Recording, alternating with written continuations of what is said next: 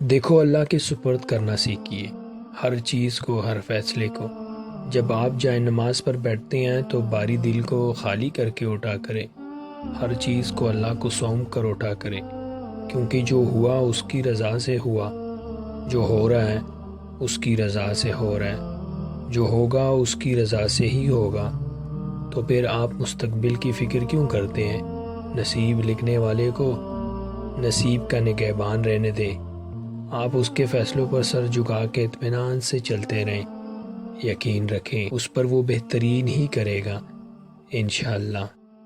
اور پتہ ہے، دعا بھی مانگتے رہو، ہمت مت ہارو، دعا مانگتے رہو تب تک جب تک جواب نہیں مل جاتا۔ جب وہ تمہیں صبر کے انتہا کو لے آیا ہے تو یقین رکھو کہ آزمائش اب ختم ہونے والی ہے، اور پھر ہر اس چیز سے نواز دیا جائے گا جس کے لیے تم راتوں کو اٹھ اٹھ کر جولی پلایا کرتے تھے۔